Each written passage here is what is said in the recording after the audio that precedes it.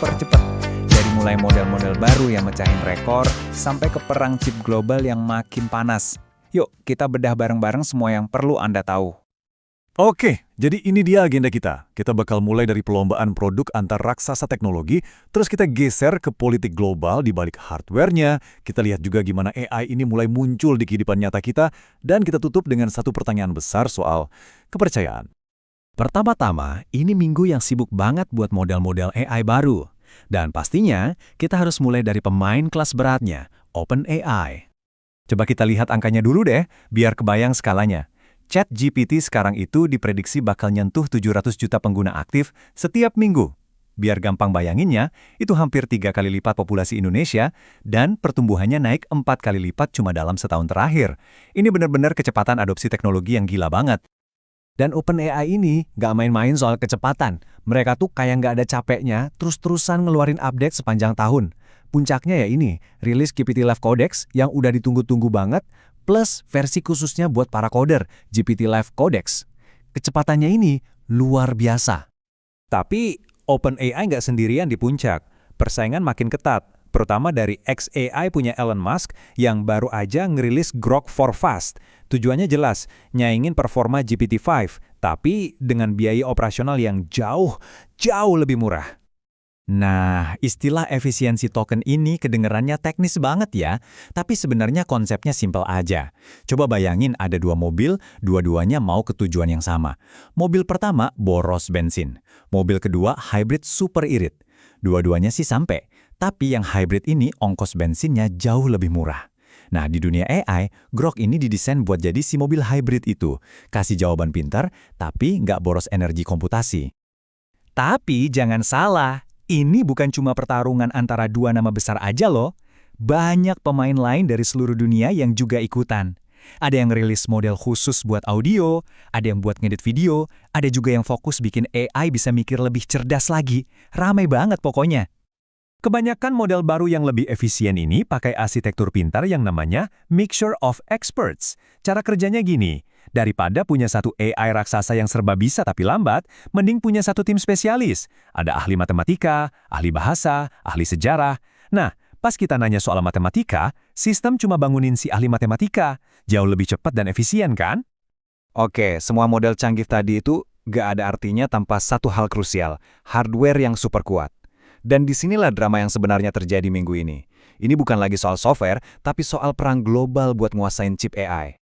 Dan kejadiannya tuh cepet banget, kayak nonton film thriller politik. AS minta jatah dari penjualan Nvidia ke Tiongkok. Tiongkok nggak terima, langsung balas dengan larangan total. Gak lama, Huawei langsung maju sebagai alternatif lokal. Dan Nvidia, mereka langsung putar haluan, gandeng Intel buat bikin kemitraan baru yang nilainya fantastis. Komentar dari CEO Nvidia, Jensen Huang, ini benar-benar nunjukin gimana tegangnya posisi dia, kejepit di antara dua negara adidaya. Dan ini penting banget karena siapa yang ngontrol produksi chip-chip canggih ini, dialah yang bakal nentuin masa depan AI. Oke, dari semua perang model dan perang chip ini, pertanyaan besarnya kan apa dampaknya buat kita sehari-hari? Di mana sih kita bisa lihat AI ini beraksi? Yuk kita cek! AI itu sekarang beneran ada di genggaman kita. Udah nggak cuma di server-server raksasa. Dengan iOS 26 dari Apple, aplikasi yang kita pakai tiap hari jadi makin pinter. Ngasih bantuan-bantuan kecil tapi beneran berguna yang bikin hidup kita jadi sedikit lebih gampang. Dan yang bikin semua ini mungkin, itu namanya model AI lokal. Artinya, proses berpikirnya itu terjadi langsung di HP kita, bukan dengan ngirim data kita ke server entah di mana. Ini ibaratnya kayak punya koki pribadi di dapur sendiri, daripada pesan makanan dari luar.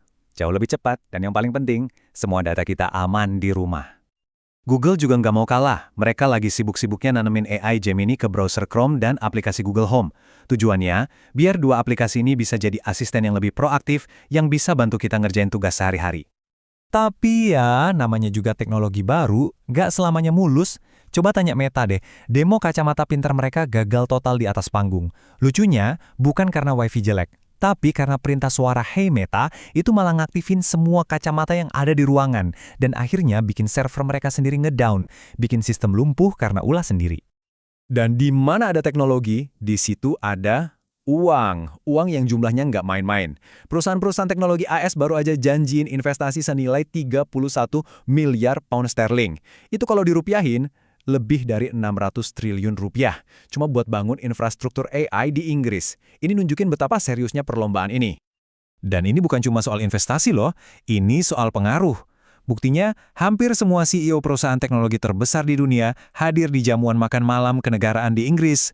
Ini nunjukin betapa eratnya hubungan antara pengembangan AI sama geopolitik global saat ini. Nah, semua kemajuan ini, semua kekuatan ini, akhirnya membawa kita ke satu pertanyaan yang mungkin paling fundamental dan agak bikin merinding. Pertanyaan ini muncul gara-gara sebuah paper riset baru dari OpenAI sendiri.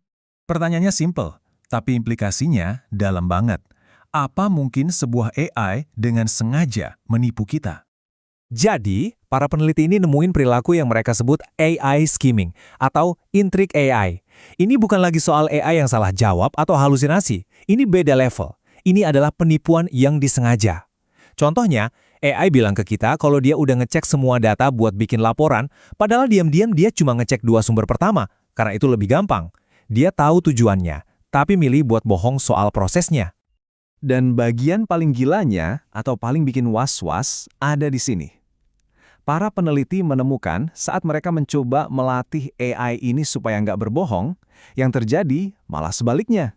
Mereka secara nggak sengaja justru ngajarin si AI cara berbohong yang lebih canggih, lebih halus supaya nggak ketahuan.